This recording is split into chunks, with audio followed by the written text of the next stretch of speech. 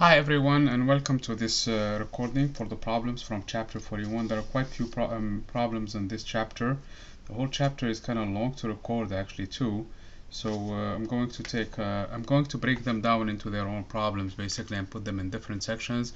I will try to put a pause in between the problems so that you guys do the problems and then pause and then make sure you go through the entire problem and then move on to the next problem and so on and so forth. So the first problem that we thought we should do is problem 44 from this chapter 41. And this problem basically, if you look at it, this is the 15th edition again. So again, if you have problems finding the book, the problems, all you have to do is just get the e-text version of it. So it gives you a potential in this case, and it's isotropic harmonic oscillator. And it gives you a potential in Cartesian coordinates given by the expression ux as a function as a function x and y and z as being just 1/2 of k prime times the distance squared, basically x squared plus y squared plus z squared. Okay, where k prime in this case is the same constant. They use the symbol k prime in here because not to confuse it with two things. First of all, we use Kb in the Boltzmann constant, and then also not to confuse it with the wave number. As a matter of fact, since I use different notation for K for the Boltzmann constant, we can simply ignore that prime in here because this is just the spring constant in this case, and it's the same value everywhere in the x direction, y direction, and z direction, hence isotropic.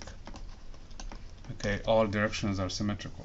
Okay, and they show that this potential is a solution to equation 41.5, which is basically Schrödinger's equation. Equation 41.5 basically states that in general minus times h bar squared over 2m of the function psi plus u of psi is equal to E sub psi.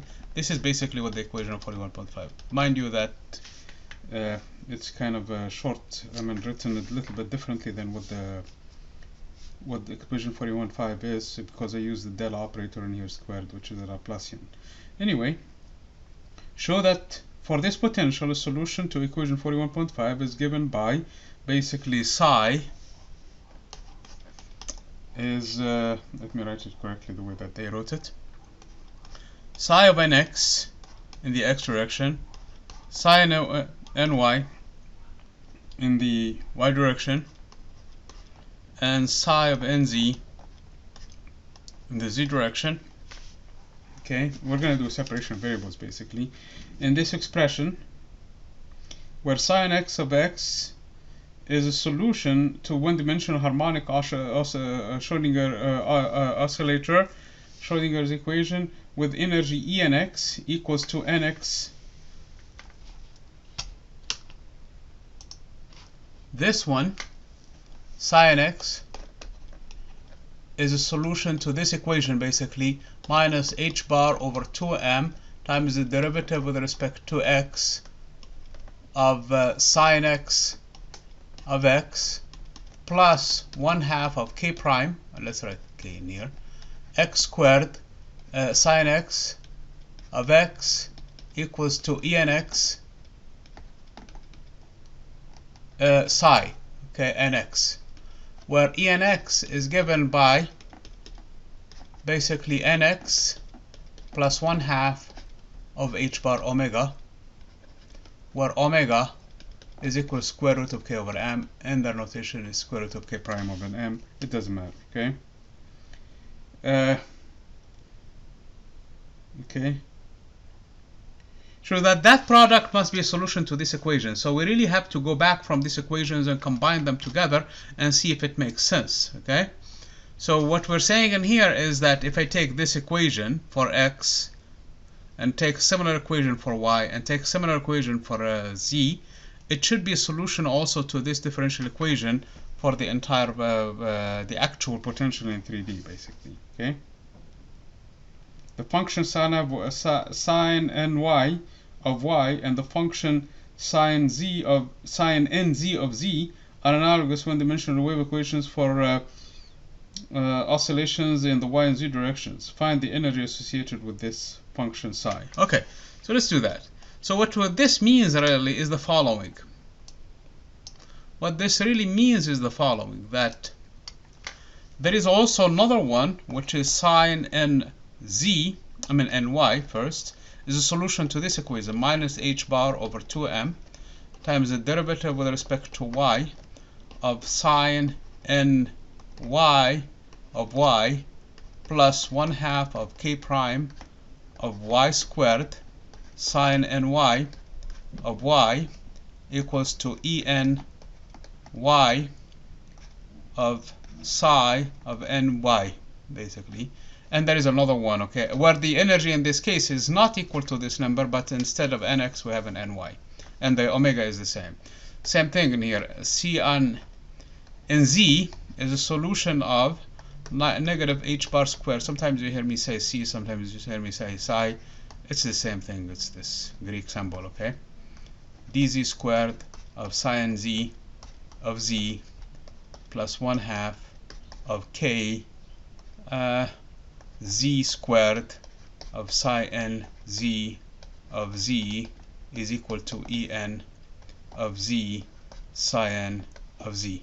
Okay, note that that's basically what they're saying in here. Note that in this situation what we have en of y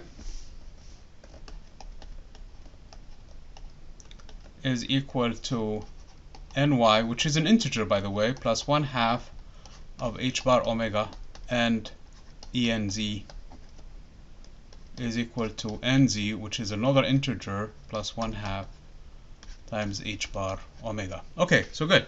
So this is basically what this means. Okay, so what we're going to do in here, we're going to take, I'm going to label this equation. I'm going to call this equation 1, this equation 2, and this equation 3. So what we're going to do in this case is we're going to divide equation 1 by its function, by this term. We're going to divide equation 2 by this term. We're going to divide equation 3 by this term. So on the left hand side we'll just have the e's by themselves, okay?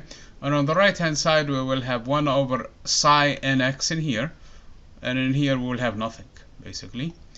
And in here we're going to also divide by, we'll have 1 over psi ny, and in here the psi ny cancels, and in here we'll have 1 over psi nz, and in here the psi nz cancels, and there is nothing on the other side. So this is basically what the result is. And when we add them up, this is what we're going to end up with.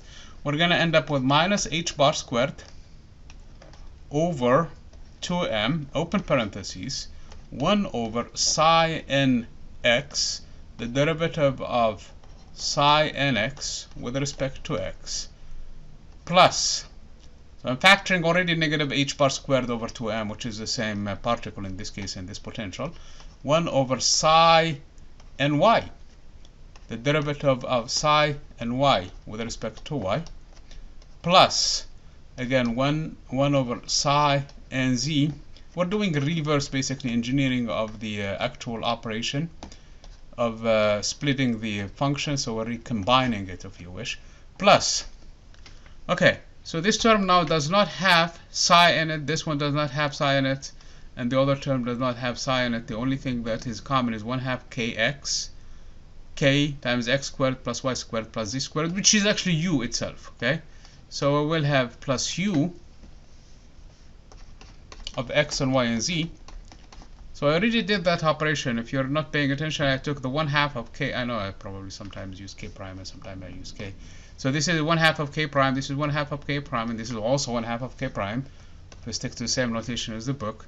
And we'll be left with an x squared plus y squared plus z squared. If you're wondering what happened to the sides, they are cancelled during the division by these factors and here on each and every one of those terms. So we'll be left just with u in here is equal to the sum of these terms. On this side, I will be left with enz, and in here I will have left with eny because I divided by that term, and in here I will be left with the enx. So this is just the sum of all those three terms. So basically, I divided and I added the equations side by side, and I ended up with this equation in here. So enx plus eny plus enz. Now here is where the reconstruction comes into play. going to multiply by the product of these three functions now. So when we multiply by psi nx times psi ny times psi nz, in actuality what we're doing, we're multiplying just by the function psi itself, because it's the product of the three. This psi nx will cancel this psi nx, and we will be left with psi ny, psi nz. This psi y cancels this psi ny, and we will be left with psi x times psi nz. And this term psi nz will cancel this psi nz, and it will be left with sin x times sin y. And this then will becomes the derivative times the other two terms that don't depend on x. This depends on y, and this depends on z, and this depends on x. So this is the actual derivative with respect to x for the entire function psi, because all of its dependency on x is taken by this function. And this is the same thing, the derivative of the same function psi with respect to y, because its entire dependency on y depends only on this function. So when I do that, of course, I will have psi itself, and in here I will have psi. So this is basically what we end up with, basically minus h bar squared over 2m times, now the partial, the reason why I have a partial is because the function psi itself depends on x and y, but it's only through this function.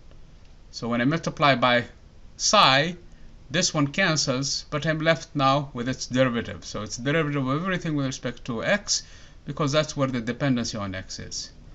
Plus the same thing now, derivative with respect to y, plus the derivative with respect, I mean, I am saying derivative, but you guys know that this is the second derivative, not the mixed one, the straight derivatives. I went the single derivatives, the double derivatives, plus u sub x and y and z times psi is equal to e. Now I can write that e as e of psi. So this is actually Schrodinger's equation, time independent Schrodinger equation.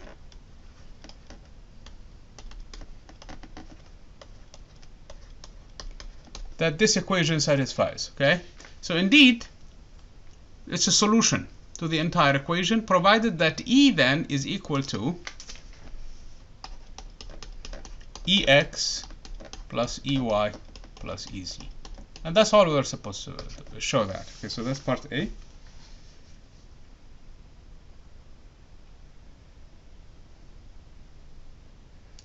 Okay, there is another part. Find the energy associated with that. So the energy associated with that is the sum of these three terms, really. Ny plus 1/2 times h bar omega, Nz plus 1/2 times h bar omega, Nx plus 1/2 times h bar omega. There is 1/2 for each and every one of those terms. So E then is going to be, open parenthesis, Nx plus Ny plus Nz plus 1/2 plus 1/2 plus 1/2, that's 3/2 of h bar omega. Okay, so that's the answer to it, where omega has to do with the stiffness of the spring constant over the mass of the particle. Okay, so I answered that question.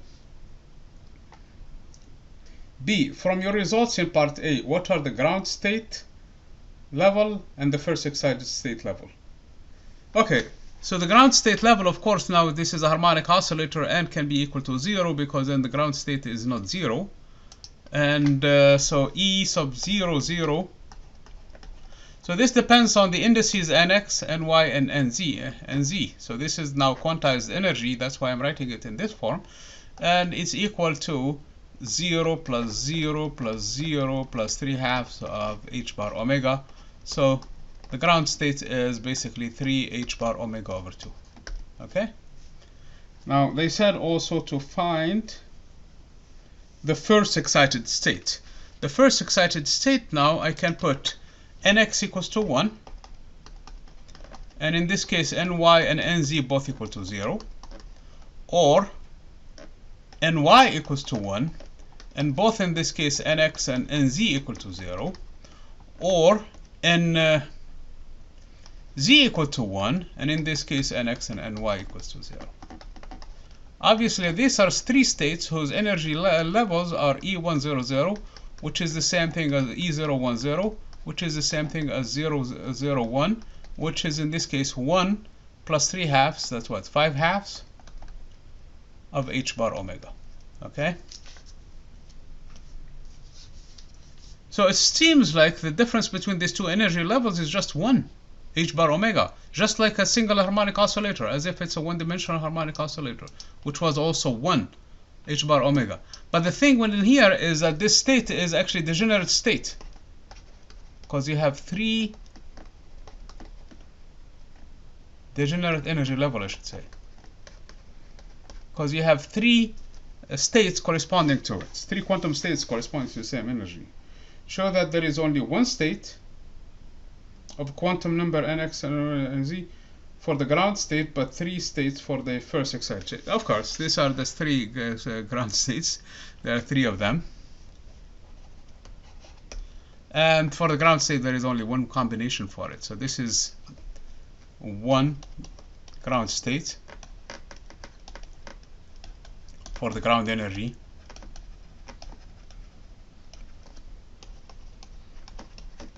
And 3 different states for the first excited state. So this is the first excited state. First excited energy level, I should say. And there are 3 states in this case.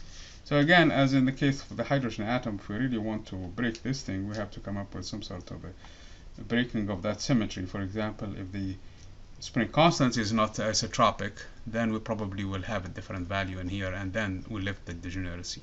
Because it's symmetrical in this case, that's why we have degeneracy. Okay, so this is the first problem. So I'm going to stop here. I'm going to stop the recording right now and resume immediately to allow you to think about the problem.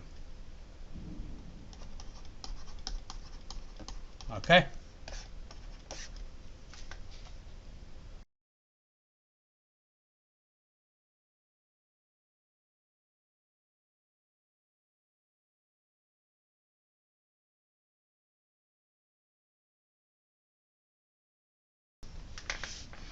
Okay, so let's do problem now 52. Let me make sure that that's the problem we said we have to do. Okay, problem 52, yes. So problem 52 is the next problem. And it's an interesting problem. So what problem 52 is saying is the following. Interstellar hydrogen emits characteristic microwave radiation that can be understood as follows. A. So step 1. Model the magnetic moment of a proton using mu p for the proton, using its charge and of course its mass, as being E over 2mp times the spin, because I mentioned in the lecture that there is actually spin for the proton too. The mass of the proton is 1.67. I mean, they tell you it's 1.7, but I'm going to take it a little bit better. 1.67 times 10 to the negative 27 kilograms. That number I memorized. Okay. Hope you do too.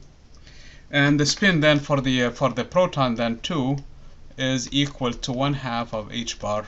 That is the spin, plus or minus, because it could be up and down too. Okay. Model the proton as a current loop with the radius rp, which is of the order of a femtometer, the size of a nucleus. So rp for the proton is 0.85 femtometer, or 8.5 10 to the negative 16.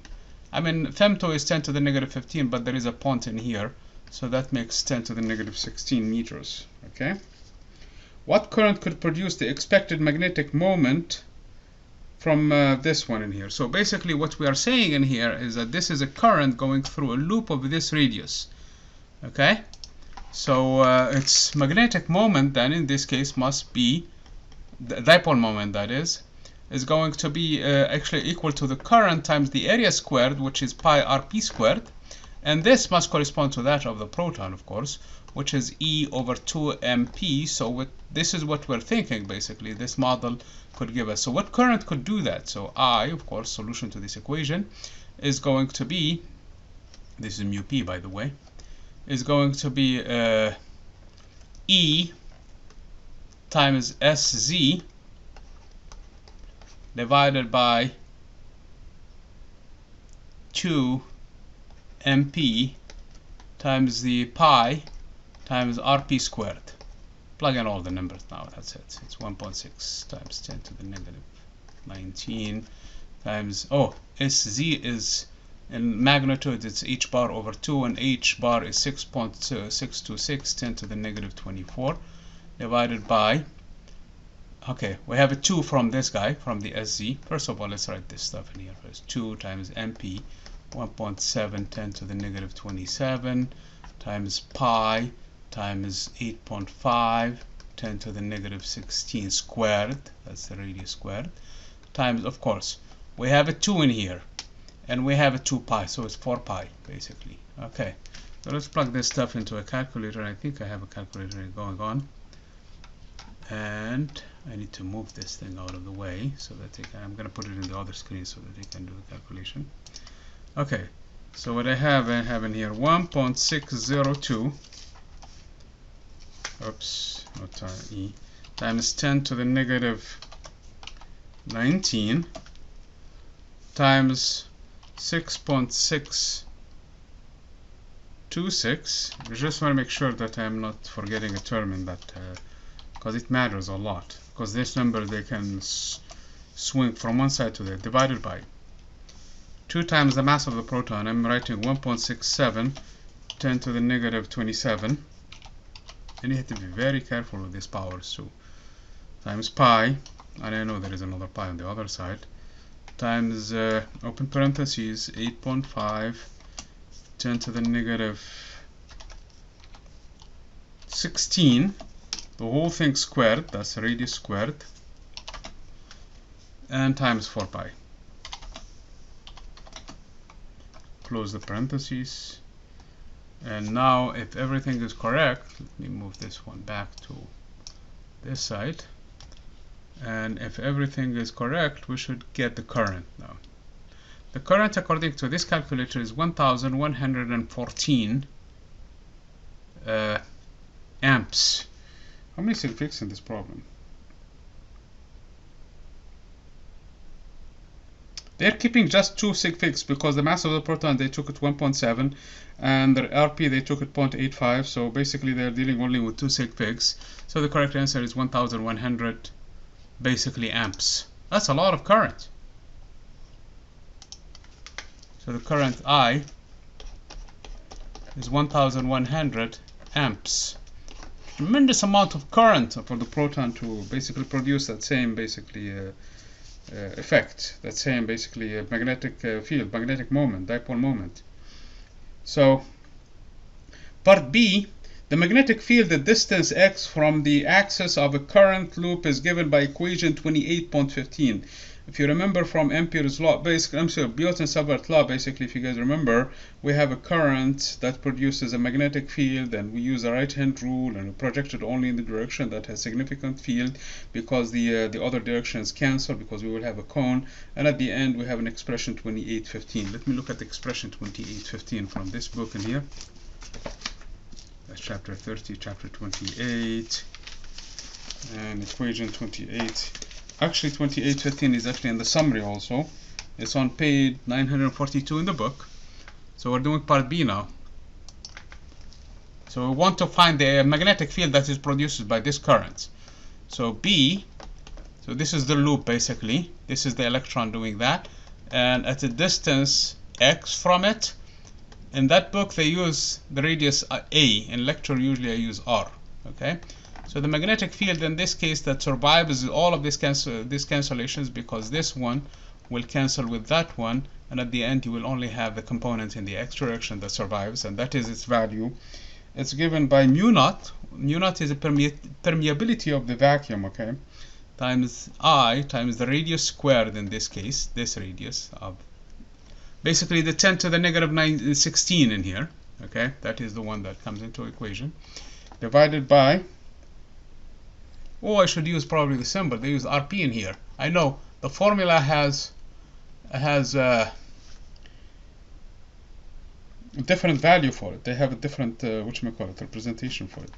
Divided by 2 times the distance x squared plus RP squared to the power 3 halves. Okay, so that's the formula 2815 that we arrived to in lecture, basically for a magnetic field produced by loop. Okay, and this is exactly how we're treating this proton.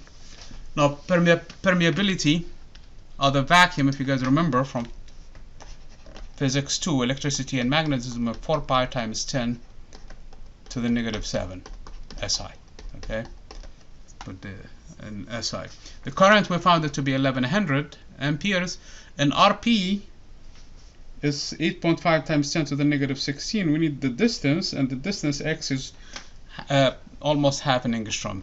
X is to be 0.4 angstrom. I mean, not angstrom, Bohr's radius, okay? Where A naught is much bigger. Of course, this is about 10 to the negative 10, and this is 10 to the negative 16. So obviously that's a lot bigger. So X is much bigger. The radius of the atom is much bigger than the radius of the nucleus. So that's why we're going to neglect it in here. And the magnetic field would be simply RP squared is dropped, so it's going to be x squared to the power 3 halves. That's x cubed. So it's going to be mu naught I RP squared divided by 2 times x cubed. Okay. Here is the deal. I times RP squared is just basically that magnetic mu p divided by pi. That's all. I mean, in numerical application, we can sub the actual values. Otherwise, we can just throw them in. So let me get that calculator again going, okay? I use, by the way, Microsoft Mathematics. I'm moving it to the other screen so that I can get a good number for it. So again, I have 4 pi times 10 to the negative 7. Okay, that's mu naught times the current, which is 1100, times RP squared, which is 8.5, 10 to the negative 16 squared, divided by, open parentheses, 2 times the distance. The distance is 0.4 actually, open parentheses, to 0.4 Niels Bohr radius, and that is 0.5 times 10 to the negative 10 meters. Okay, let me make sure that I have the exact number. 0.5 or 5.3 actually. No, I'm gonna write it with this pen. I'm sorry. It's 5.2 and 10 to the negative 11. Okay, or half an angstrom. Okay, an angstrom is 10 to the negative 10. Okay, so this whole thing is cubed actually, to the power 3, and close parentheses. And let's see here. Let's hope I didn't enter anything wrong. That's the fun part of atomic physics, is that you have to deal with so many tiny numbers in here. Okay, so make sure that we don't get too strong of a magnetic field or too weak of a magnetic field. Oops, I need to be here. Oh man, this program crashed. I hate that. Do I have another calculator in here?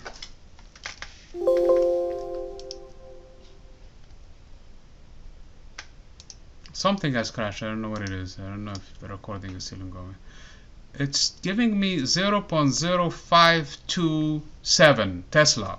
Okay. That is 53 millitesla. Okay, so that's what this calculator is giving me, 53 millitesla. And this guy's still here. Oh man, nothing. I lost all of the things I wrote in here.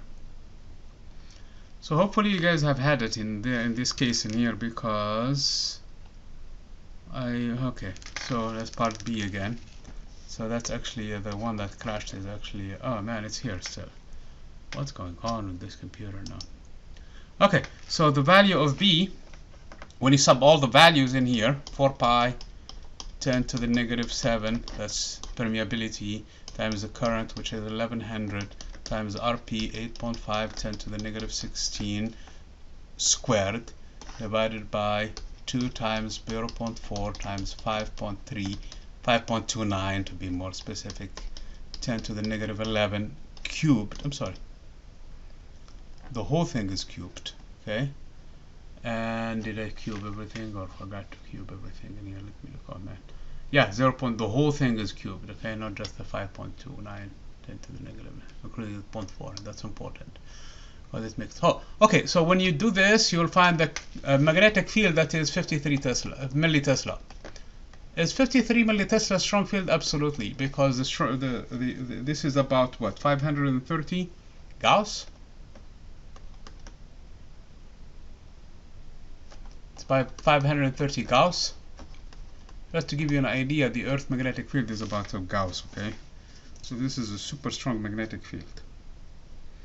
Okay. So this is, in a sense, what we're saying in here. This is basically how strong the magnetic field due to the proton is where the electron is sitting. So the potential energy associated with this electron spin, that's for part C, by the way. I hope it's not going to crash on us. Okay, this is kind of certainly if it does, because I have 13 minutes in this video, almost halfway in this problem, and we have more to go. So the potential energy associated with the electron spin coupled to this magnetic field is U hyperfin is equal to plus or minus mu ZB. So in this case, what we have an electron sitting in this magnetic field. Okay. Use equation 4138 to show that mu ZB is equal to mu B. By the way, that equation is just basically saying that. Let me look at it again. 4138. Yeah, that's the one that gives you the electromagnetic correction from QED basically to the component due to the spin, which is mu Z is equal to -2. So in absolute value is just a 2 in here, up and down, that's all. 0.00000, so it's going to be just 2 times E divided by 2m times the spin of the electron in this case, which is h bar over 2 in magnitude. So it's going to be plus or minus depending on if it's pointing up or down. So this magnitude in here, that's all I'm looking for. So the 2 cancel the 2, and that is actually E h bar over 2m, which is exactly the one that is given by Mr.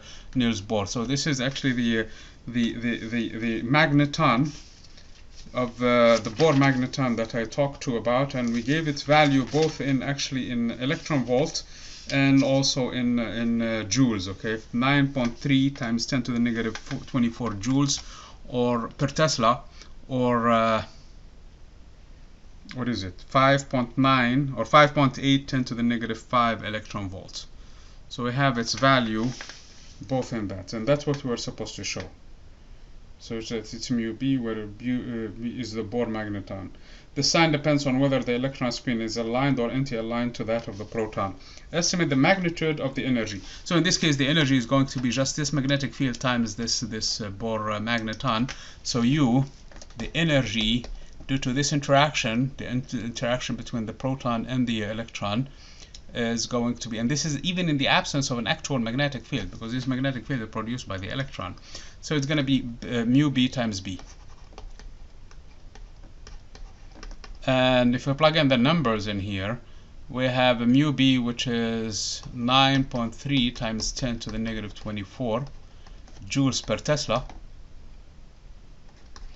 times the value of B, which is 0.053. So, or we can write it alternatively. So this is Tesla. Tesla cancels Tesla, and you will have a very tiny amount of energy. Alternatively, we can get this amount also. How much is this one? Quickly in here, I have the calculator go before me. So it's 9.3 times, I'm rounding the number, of course, it's 9.27 or something like that, times 0.053 times 10 to the negative 24. But I want to get the entire power in here. So it's giving me 4.9 times 10 to the negative 25 joules. Alternatively, we could get the expression in terms of electron volt, which is actually a good measure to use in this kind of problem. So it's 5.8. So the same thing, 5.8 10 to the negative 5 EV per Tesla times the same amount, 0.053. So if we do that instead, we will find 5.8 10 to the negative 5 times 0.053, and this energy is 3.1 times 10 to the negative 6 electron volt, because the Tesla and the Tesla cancel, so it's 3.1 milli electron volt. Okay, it's a tiny amount of energy. Obviously there is a plus or minus that, so it's going to go up and down. Okay, if the electrons, so this is basically part B, if the electron spin were to flip, it would radiate a photon with energy 2 times this amount. Okay, so this is the energy of the hyperfin interaction. So if it was up, let's say for example it was this amount, and when it goes down it's going to go to negative this amount. So the change in the energy in this case is going to be twice as much. So the energy of the photon that is emitted then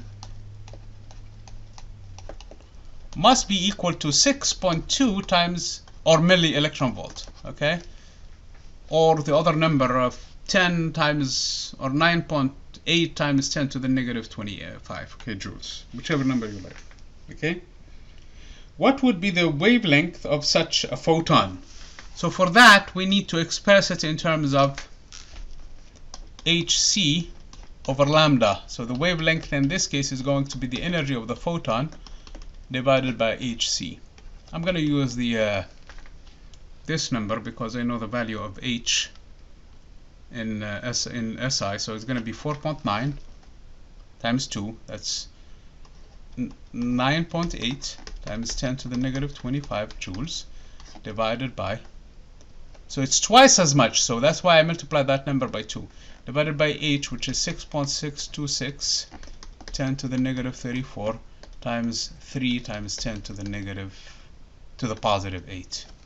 Okay, so let's plug in the numbers in here and see what I get in here. 9.8 10 to the negative 25 divided by, open parentheses, 6.626 10 to the negative 34, and then we have 3 times 10 to the power 8.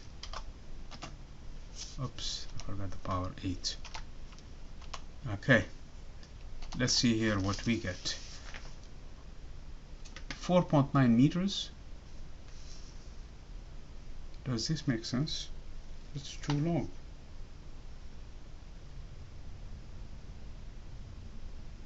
Because the next question doesn't make sense if it's really 4.9 meters. Did I make a mistake somewhere?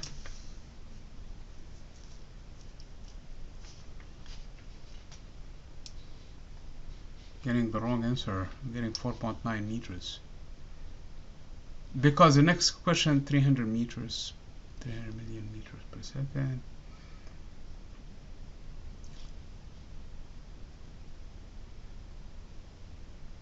Huh.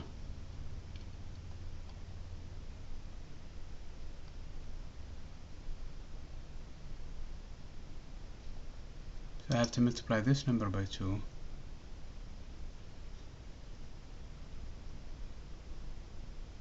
And that's in here. Divided by, well, I'm getting the wrong answer. It should not be this way. Oh. Oh. Obviously I have it wrong. The algebra is wrong, I think. Hold on. Lambda is hc over e. It's the inverse of this number. Sorry about that. This is not correct. Lambda, when I move it to the other side, the energy of the photon goes downstairs. So this has to be flipped. Okay, this has to be flipped. See? So 5 meters, because they tell you to compare this number in the next question to 21 centimeters, and this does not look like it's 21 centimeters at all. 5 meters is not 21 centimeters. So now this is 21 or 20.3 centimeters. So the answer now, it says it's 0.203 basically meters, or 20.3 centimeters. Okay, good. Okay, very good. So that's, I'm sorry about the algebra, and yeah, you guys need to catch this one. That's why sometimes I I ask you guys to check the numbers in here because I make these mistakes a lot. What would be the wavelength of the photon? So we found the wavelength is 20.3 centimeters. Note that 21 centimeter radiation is observed in hydrogen clouds. Could electron spin flips explain this radiation? So when they did the analysis, they found some wavelength of the order of 21 centimeters emitted by these clouds, these interstellar clouds. So now what they're saying is, could we explain this 20.3 centimeters by this 21 centimeters? Absolutely. So maybe what's going on in this case is that somehow that the electrons inside this hydrogen clouds, they're after absorbing energy, they're having their spins basically flipped. In doing so, they emit this transition, this energy, and this energy gives you that frequency of 21 centimeters.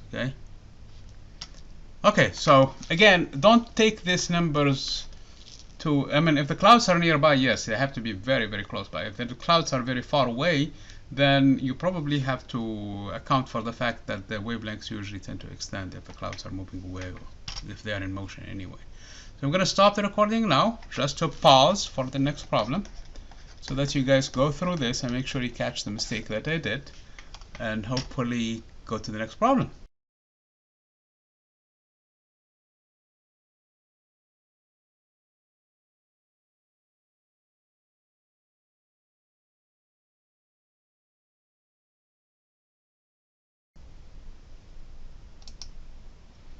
Okay, so now we're doing actually problem 53 now.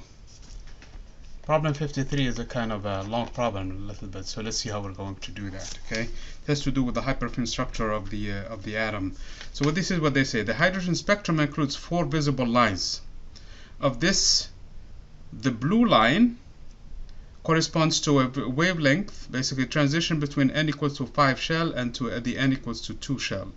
So and this wavelength is 434 nanometers. So 434 nanometers. That's actually in the visible range. It should be blue color, or what is it color again? It's a blue color, yes. And it's from n equals to 5 down to n equals to 2. Okay. And if we look closer, this line is broadened by the fine structure due to the spin-orbit coupling and the relativistic effects. So basically we're going to be using expression that I gave you the value for it because it's way outside of the scope of this course actually to prove it. But the point being in here is that we have a formula for it. I'm just looking for it now. Let's see what page that is. The fine structure. It's on page 1383 from the book, and it's formula 41.41. So let me write it down because we're going to refer to this one between n equals to 5 and n equals to 2, and different values of j in this case. Okay, so it's ENJ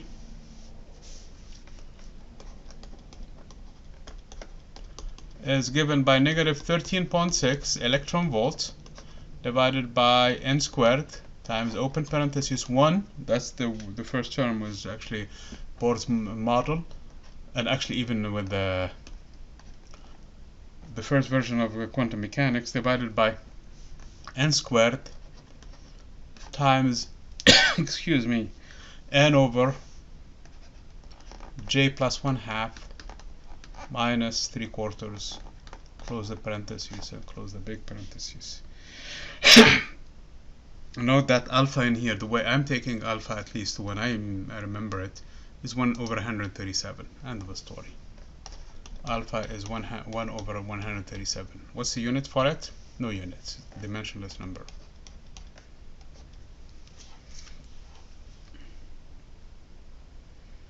Okay, 0.04. I just added the 0.04 because I saw it in the book. Otherwise, I would have used 137. Okay.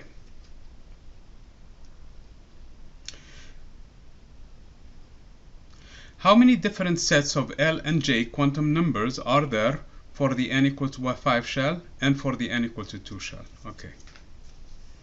So let's look at that combination. We're going to start with n equals to 2 because it has fewer. Obviously, L can be 0 or 1 because n goes from 0 all the way to n minus 1, and n is this case 2. So we have two possibilities for L. And the spin can be either up or minus. So in this case, the absolute value of J for the first case is the absolute value of L plus or minus the spin, which is 1/2. So this number could be 0 plus or minus 1/2. So J in this case is equal to 1/2. Okay, so we have 1. In this situation, though, we have two possibilities. For L equals to 1 plus 1/2, or 1 is equal to 2, minus 1/2. So it's either going to be 3/2, or so in this case, J is going to be again 1 plus or minus 1/2, an absolute value. In this case, we have two of them. We have 1/2 for the case of minus, and we have 3/2 for the other case. So total in this case, we have 3. How many different sets of L and J? For n equals to 2, so we have 3. So, because the answer does not really depend on n, depends only on J. So we have the case for L equals to, for J equals to n equals to 2 and J equal to 1/2, and it's the same value. Actually, it's the same energy in this case for n equals to 2 and J equals to 1/2. For both of these values, they are the same, whether L equals to 0 or L equal to 1. Okay, but we have another value in here for L equals to, for J equals to 3/2 that we're going to plug into this. 3/2 plus 1/2, that's what, 2. And then you have an n in this case, which is 2. 2 over 2 is 1 minus 3/4, and times this whole expression in here. Okay, so basically we have 3 for n equals to 2. How about n equals to 5? For n equals to 5, we have L equals to 0, and that is actually similar to this one. In this case, J is equal to 1/2, end of the story. And the other two possibilities is L equals to 1, and in this situation again, we have the case where J could be equal to 1/2 or 3/2. Now we have another possibility for L equals to 2, and L equals to 2 in this case will give me, again, 2 minus 1/2, that's 3/2. And so this is the values of J, by the way, or 2 plus 1/2, which is 5/2. And there is another possibility in here where L is equal to 3. And for that, J could be one of these two values. Could be 3 minus 1/2, that's 2.5 or 5/2, or 3 plus 1/2, that is 7/2. Finally, L equals to 4, and L equals to 4 in this case will give me the values of 4 minus 1/2, that's 3/2 or 7/2, and 4 plus 1/2 is just 9/2. So, in terms of states, we have 2, 4, 6, 8, and 9. 9 states. And in here we have 1 and 2 states for J. So we have 3 states. Okay? So that's the answer to the question. B, how many different energy levels are there for n equals to 5 and for n equals to 2? Oh man, for the energy levels, we're going to take this expression and recalculate it for each and every one of them. So there are 3 in here. So let's calculate them.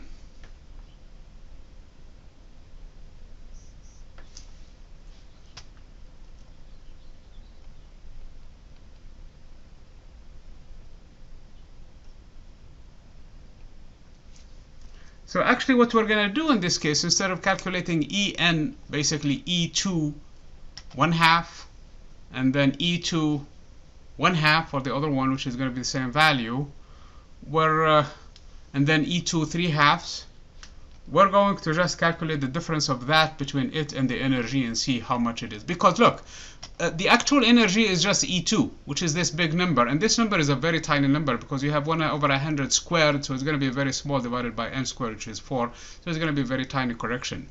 So let's do that. Let's calculate the energy difference between it and for n equals to 2. So this is what we're concerned with, the difference of between this energy and its ground state. So it's going to be Ej minus En, basically the value at without the J, basically the value at that level. Okay, so this is given basically by the old formula, which is negative 13 over 6 squared. So this is basically where the ground state is. This is where it's supposed to be, En. But it can be as deep or as wide as this difference, basically, between it and the other one. It turns out that all of this never, if you look at the formula 41.1, all of this energy levels in here, they have this difference between them and the fundamental state. Remember, we have a negative in here in front of the whole expression. So these values, without the negative and absolute value, they are higher because this number is strictly positive and this one is usually bigger than 3/2, so it's going to be always positive, in which case it's going to be lower. So that's what I'm speculating in here, that it's going to be deeper. By how big? So this is the broadening of the energy level due to this thing in here. Of course it's going to be a very tiny number, but we're going to find it. So this is the difference. So what this says in here is negative 13.6 over n squared times 1 plus all of this stuff minus, so it's going to be plus 13.6 over n squared. That cancels the 1. So all I'm looking for is just this small correction coming from the J, really. So this is going to be, that is where it's going to be the correction coming to this expression. So this is going to be equal to negative 13.6. Okay, let's look at the denominator. First of all, I have an alpha squared in the numerator divided by n to the power 4 times n over j plus 1/2 minus 3/4. So that's basically what we're looking at. How big is compared to the energy, the other energy level. Obviously, we have to put n equals to 2 and n equals to 5 in our problem, and the different values of j that we found. Okay. So the first one is delta E2 1/2. Okay. This value is equal to negative 13.6 times alpha squared, which is 137 squared, and n squared is just n to the power 4. I'm sorry, it's 2 to the power 4.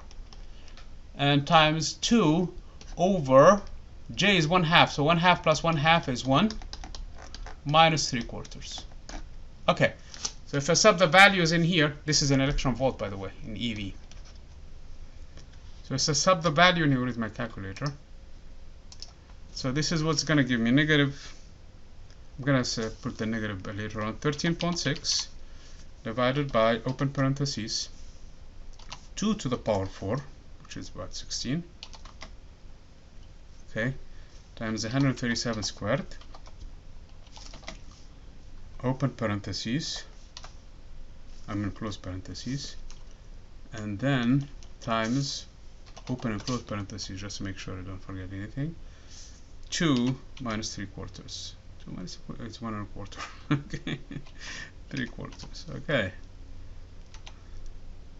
So it's giving me 5.66 times 10 to the negative, how many sig figs in this problem? 3 sig figs. 5.66, negative 5.66, 10 to the negative 5 electron volt, okay? And it's because of this 137 squared, really, that makes it so small. Technically, the number is negative 13.6 divided by n squared, which is 4. Negative 13.6 divided by 4, which is roughly about 3 electron volts. So this is a lot tinier. I mean, it's just small correction to this one. Okay, let's do the same thing for the other energy level, basically. Delta E for 2 3/4. I mean 3/2. So it's going to be the same answer in here, negative 13.6 divided by 2 to the power 4 times 137 squared times, I didn't use after all that 0.054 in my calculations, even in here. 3/2 plus 1/2 minus 3/4, and 3/2 plus 1/2, that's what? 2 over 2 is 1, so this difference is just 1/4. So everything is going to be the same thing, except this difference in here in the numerator is just going to be basically 1 minus 3/4. Okay, so the answer in this case is going to be negative. Please check the answers, check the numbers on me, okay, because sometimes I make a lot of mistakes in here. So it's a negative 1. I need 3 sig figs, so 1.132 times 10 to the negative 5 electron volt. So actually this one is actually closer to the actual energy level than the other one, because the other one is very deep. So this is E of 2.5, and the other one is actually closer in here, so that is E 2.3/2. Okay, so that is for the 2. And we need to do the same thing now for the other one. And since, look, let's look at this expression now. This expression does not depend on L, it depends only on J. So, and the fact that I have 9 different levels in here, 9 different states, I'm sorry, does not mean that I have 9 different levels, because this J in here is the same. And so is this J, which is the same. And so is this J.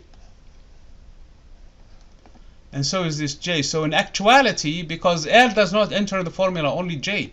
So in this case, I have 1, 2, 3, 4, 5 energy levels. Albeit I have 9 states, there are only 5 energies. So there is still degeneracy in this case too, even though this interaction has split some of them. So let's do the calculation for 3 now, and let's just take them one by one, okay? Or should I, what changes in that case? Changes the denominator, so it's 5. I'm looking at the expression, I have the calculator in here. Here is the expression I'm using, okay? And so it changes this number from that one to 5, and also the numerator in here.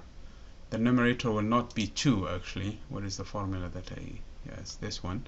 So it's going to be 5 over J plus 1, one of those things. So let me rewrite the whole thing, okay? Let's start with all of them, okay, in the same order. So 5/2. Then we have 5 3/2. Then we have 5 halves. Is it 5 halves in there? I think so. 5 halves, then 7 halves, then 9 halves. 5 7/2, and then 5 9/2. Okay. So I'm gonna write the formula only once and then plug in different numbers in it. So again, it's still 13.6 electron volt. Open parentheses. It's gonna be 5 over J, and my J in this case is going to be, the first one is 1/2, so open parentheses. I want to write it this way so that next time all I have to do is just change the factor in there, and that's it. I don't have to write this one several times, okay? So this is the fraction minus 3/4, 3 over 4. That's common for all of them. The whole thing is divided by n to the power 5, and n in this situation is, open parentheses, is 5 to the power 4, okay, times 137 squared. Okay, so this is the formula that I'm having. This is the gap, how much change in the actual energy level due to this hyperfine structure. So in this case, it's the first one is 4.93 10 to the negative 6 electron volt. Let's go back into the formula and change now the value of J. So the value of J now is 3/2, not 2/2. Not 1/2, I'm sorry. 3/2, so I'm sorry. 3/2. That's the only place where the number J appears, isn't it? In the denominator. Let me make sure I don't really get this thing messed up. Okay, so it turns out to be 2 times 2.03 actually. 2.03 times 10 to the negative 6 electron volts. So this is actually closer. Okay. Let's plug in now the value of 5 now. This one is actually 1.1 0.06 times 10 to the negative 6 electron volt. And of course, obviously, it's getting closer, and that's because it's understandable. Now, because it's in the denominator, that's why. So the next one is 7/2, and this number is even smaller. What? This is the 5. I'm sorry, this is here. Sorry about that. So this correct this one. This is actually goes with the 5/2. So now we need to do this number. All of these are negative numbers, by the way. So this is the negative 5.80 actually. 10 to the negative 7 electron volt. And finally, the last number should be 9/2.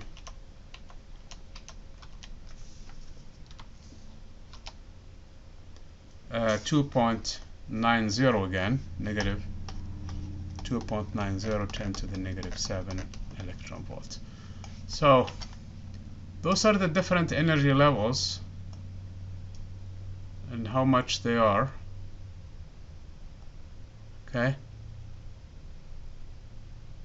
These answers are apparently a little bit sensitive to probably anyway, so that's correct. I think that's within my approximations, within numbers I'm using, those should be correct. Okay.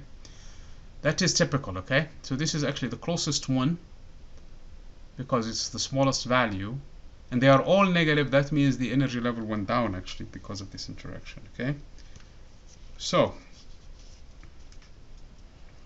in part C in here, what he's asking you is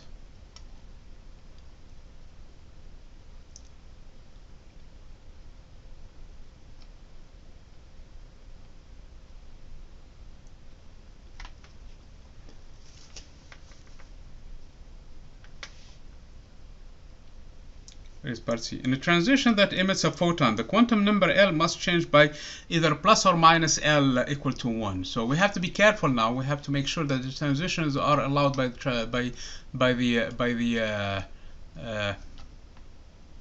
selection rules. So in other words, transition from 0 to 1 is allowed. From 1 to 0 is allowed. Okay? No, I'm sorry, we're going backward. From 0 to 1 is allowed. Okay? From 1 to 0 is allowed. From 2 to 1 is allowed. So there are only certain energy transitions that are allowed in this case, not all of them. For example, from 3 to 1 will correspond to L equals to, what is it? Change in L of 2, and that is not allowed. So we really have to look only at the transitions that are acceptable in this case. So from 0 to L, that will give me a change in momentum that is equal to negative h bar, and that is actually fine because the absolute value of that means a photon moving backward with an energy that is hc over lambda. So that's fine, okay? And L equals to 1 in this case moving forward, so both of this will conserve the so this is allowed. So by the selection rule now, we have to be very careful in here. The transitions that are allowed are from L equals to 0, from the energy level 5 basically, down to L equals to 1. So this is from 5 to 2 still. Or L equals to 1 down to 0. Or L equals to 2 down to 1. Okay? Let me look at this energy levels in here, because there is some degeneracy in here. In here, for the last two in here, we have two possibilities. Either L equals to 2 and J equal to 3/2, or L equals to 1 and J also is equal to 3/2. So there is a redundancy in there. Or J equal to 1/2 down to 0, and in this case from J equal to 1/2 down to L equals to 3/2. So all of this are possible, okay? So from J equals to 1/2 down to J equal to 3/2, that is good. From J equals to 3/2, which is this number, down to J equals to 1/2, which is this number, okay? And then from J equals to 5/2, which is L equals to 2 in this case, down to J equals to 1/2. This is this number. This number, I'm sorry, this one. That is where L equals to 1. Or from J equals to 5, no, what is it? The other 5/2 down to j equals to 3/2. So all of these are possible. So let me write them down, okay, by the selection rule. So the energy transitions are from j equals to 1/2 down to j equals to 3/2. Why is my pen now not writing? It's writing, it's lagging behind. Sorry if this computer crashes, now we have a problem. If it crashes one more time, I think I'm gonna just give you the answer. So basically here is the deal. This is still n equals to 5 and this is still n equals to 2. So j equal to 1/2, here is j equal to 1/2. This j equals to 1/2 from L equals to 0 down to L equals to, in this case, 1, okay? Because that's the corresponding state in here for L equals to 1, okay? So I'm going to list them now and verify them, please, okay? So, or j equals to 3/2 to j equals to 1/2, or j equals to 5/2 and j equals to 1/2, or j equals to 5/2 and j equals to 3/2. In other words, those are the only states that are concerned with this transition that conserve also angular momentum, because you want delta L to be actually equal to plus or minus in h bar, and plus or minus in this case 1, okay? I'm looking, what is the problem? Okay, I've lost my... Which transition in the fine structure of the hydrogen blue line emits the photon of the shortest wavelength? Okay, for the shortest wavelength, let's look at them now. The shortest wavelength, probably we can write all of their energies there. What? 1, 2, 3, 4, and 5/2, 1/2, 3/2, 1/2, 1/2, and 3/2. Did I miss one?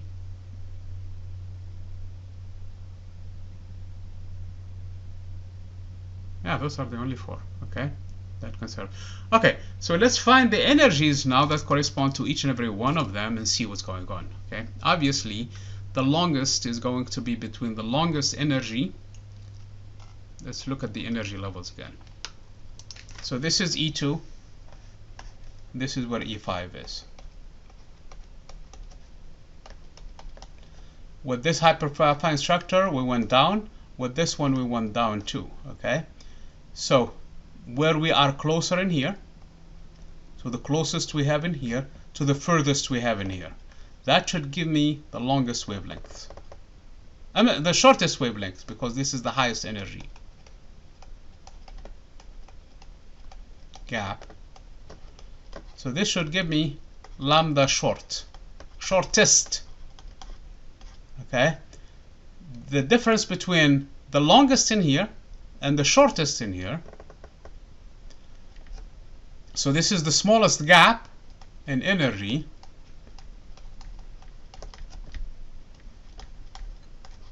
This should give me lambda longest. Okay, lambda and the energy go back against one another.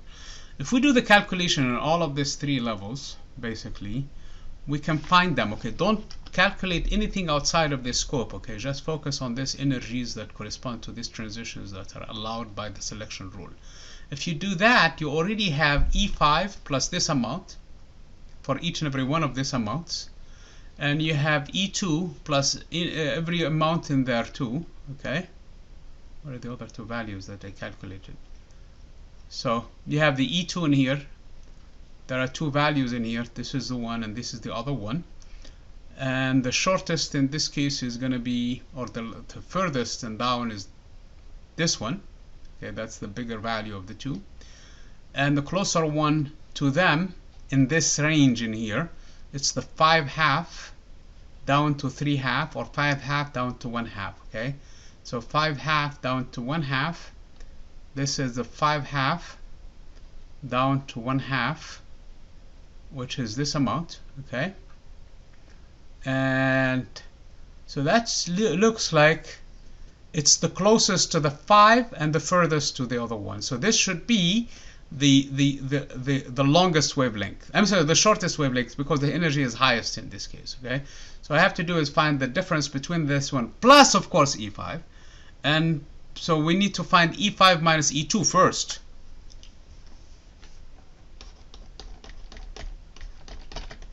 And that is simply equal to negative 13.6 over 5 squared minus, so it's going to be a plus 13.6 divided by 2 squared.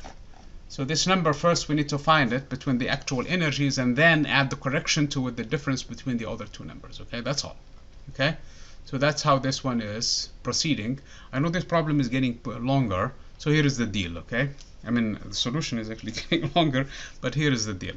Find this is the energy gap before actually the broadening, because this is actually a narrow band and this is a narrow band. As you can see, 10 to the negative 7 and 10 to the negative 5 is very tiny. So we need to find E5, and since all of the shifts are below, so in this case we need to find this gap, and this gap is clearly equal to, what is my calculator in here quickly, negative 13.6 times 1 over 5 squared. It's going to be positive, of course, because we're transitioning into a lower energy, so the energy has to be emitted in this case, not absorbed. I'm sorry. Yeah, that's correct. What am I doing in here? It's 2.856, 2.86, I'm rounding things, electron volts, okay? Plus, that's not the full story, plus this amount minus this amount, okay? 10 to the negative 6 minus this number, 10 to the negative 5, that should give me the correct energy level in this case, okay? We're going to do the same thing with this energy plus, now we have to look at the one that is closer to this one that is acceptable to us, and that should be the other energy level actually for this one, which is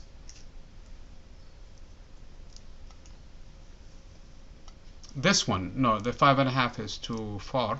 So this one, this is the 5.5, because we have the 1/2 transitioning to the 3/2. 3/2 is this number, okay?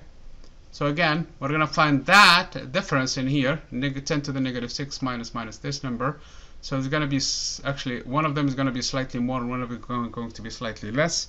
And then, of course, once we do that, once we find the energy, this is an electron volt, we can use the expression Hc over lambda to find the energy. So this is the overall energy, not just this amount, plus the change in the deltas, okay? Plus the deltas, the shifts, okay? The difference of the shifts too,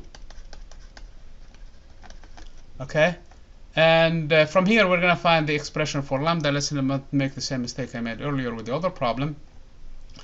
And this is going to give me two values of lambda. Lambda that is shorter than the other one, and another lambda that is longer.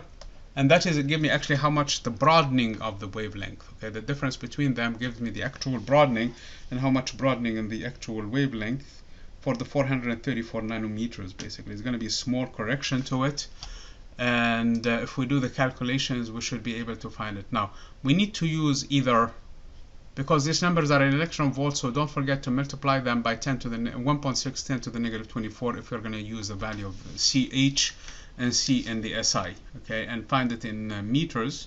And then once you find the difference in how much it's broadened, you're going to add it to it. It should not really be too much of a correction to it, by the way. It should be very, very tiny correction. As a matter of fact, it should be only a few percentage value of it in here. I'm going to leave it for you guys to finish the calculations. Let me remind you again what it is. These are the only allowed transitions per the selection rule, okay, in this case. So you can find the energies of each and every one of them and find the highest energy difference. Don't forget that the energy difference has to add to it this amount, okay? This is the amount that is actually the difference between the actual two levels, between n equals to 2 and n equals to 5. Then the shift in 5 and the shift in 2 are only allowing for this transitions between these 4 different states, okay?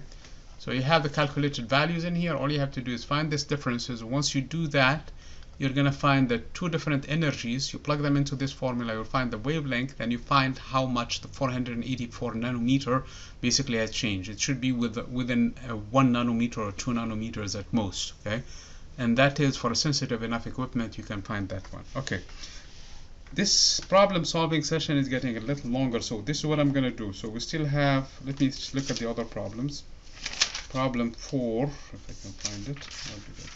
Problem 4. Problem 4 is an all-day data problem.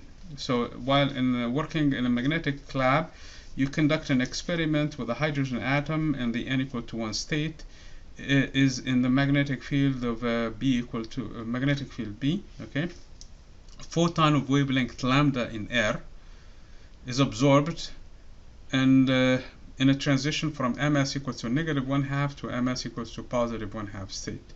The wavelength lambda as a function of B is given. So graph the data in the table as a photon frequency f versus B. Okay,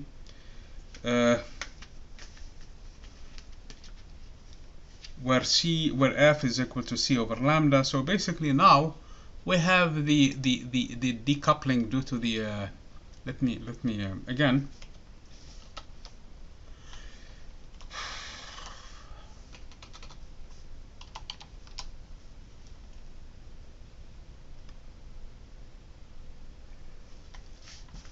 due to the basically the interaction of the magnetic moment, if you wish, of the electron with the magnetic field, and it should be just a linear function as you plot it. As you can look at it, you have B as a function of lambda here, okay, and the frequency should increase with the magnetic field. Remember, the energy is proportional to B, so the frequency has to be also proportional to it.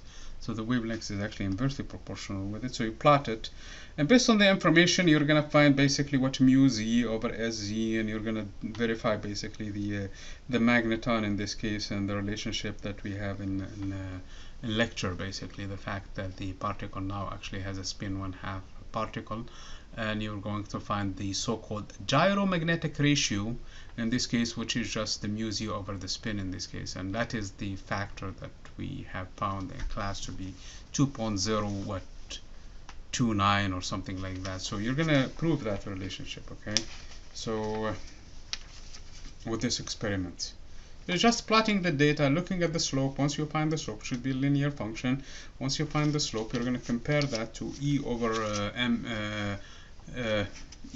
2m, the Bohr Magneton in this case, and from there you're going to find the value corresponding to this ratio, and it should be about 2.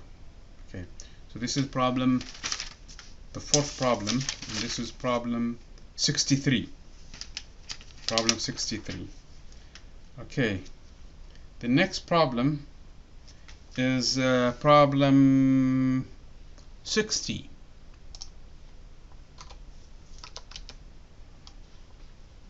Problem 60 should be just a straightforward shot basically to these problems in here. So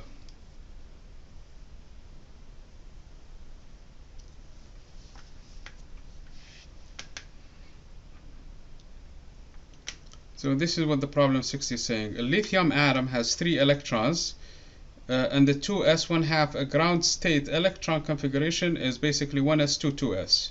The 1s2 2p excited state is split into 2 closely spaced levels, 2p3/2 and 2p1/2, basically by the spin orbit interactions given by equation 41.7. Again, where is 41.7?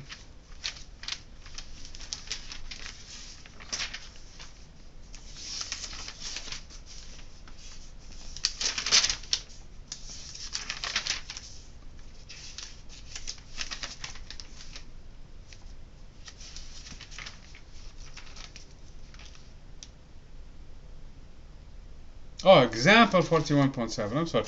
You probably need to do that example 41.7 in the section 41.5 because it gives you some insights into how to solve these problems actually. An effective magnetic field, the significance of the wavelength of the two spherical, so it gives you now for the sodium doublet 588 0.995 nanometer and 589.592 nanometers. So it gives you in that example the difference basically in energy hc over lambda 1 minus hc over lambda 2 as the energy that is computed in that case. And from there you find the magnetic field. Okay, this is identical to that because it looks like this is what it's saying. It's in that level by the spin-orbit interaction. A photon with wavelength 67 micrometer basically is emitted in the 2p3 3/2 and 2s 1/2 transition, and a photon with wavelength 67 is emitted between the other transition. Calculate the effective magnetic field seen by the electron in this presence. So just follow that example. You're going to find the magnetic field as the ratio of the energy over the magneton, and from there you're going to sub the values of the different wavelengths that were given to you, because they give you the wavelength so you can compute the energy, since the energy in this case is the wavelength or the energy is hc over lambda. Since they give you lambda, so you actually have the energies. Find the difference between them, take the ratio of that over the magneton, and from there you're going to find the magnetic field associated with that, because that energy for the two different frequencies is just basically mu b times the magnetic field, where mu is the magneton in this case, the Bohr magneton for this atom. And from there you're fine, because it's an atom inside the magnetic field. So in this case the energy level in the p state, they will be split. Okay, so this is problem 60, I'm sorry. And problem 6, where is problem 6? Problem 6. Okay, problem 6 is problem 30 actually. So these problems, low-level problems, they should be just sub the values, I guess. Okay. Wow, problem 60 says for germanium Z is equal to 32. Make a list of the electrons in the subshells 1s, 2s, 2p. Use the allowed values of the quantum numbers along with the exclusion principle. Do not refer to table 41.3. So basically you have 32 electrons and you have to fill all of the energy levels. Don't forget that there is a transition between the 3p to the 4s, and then after that to the 3d level. Okay, so the correct structure should be basically what? 1s2, we have z equal to 32, so we need to start counting, I guess. Where is the pen? Z equal to 32 for germanium. So this is what they're saying. So it's 1s2, so we have 2 electrons, 2s2, and then the second level, so this is n equals to 1. Now we're talking about n equals to 2, so that means I have 2 values for p, which is p6. This is only 10 electrons so far, so we're looking at n equals to 3 now, and for that we have to be careful in here. Okay, we have 3s2 followed by 3p6. How many do we have so far? We have 18. Okay, so after that we're gonna jump into the 4s level basically. So we're gonna go to 4s2. Okay, and then once we fill that, we're gonna go through the materials basically that have the d now. So we're gonna go back into the 3d. So the 3d is here because it has a higher energy than the 4s2. So 3d 10. So how many do we have so far in here? Let's count things. 10 plus 10, that's 20, plus 10, that's 30. So we need just 2 more, and the 2 more are just in the next level for the 4, which is 4p2. So this should be the germanium 32 now. If you count the electrons, that should be the answer for this question. Okay, I think that's the problems that I promised we're going to discuss in this session. Please do them again in detail. Make sure if I made a mistake, you correct it. And if you don't understand, please communicate that to me, and we should have no problem discussing this one. Another problem I was thinking to do is actually 41.9. By the way, problem 30, if you take chemistry, they do a lot of these problems in chemistry, and basically they also list the energy levels, and they give you basically how to fill them up one by one, starting from the small elements to the elements with the high Z's. Anyway, so this is basically this chapter with all of its problems that I was intending to discuss. Thank you.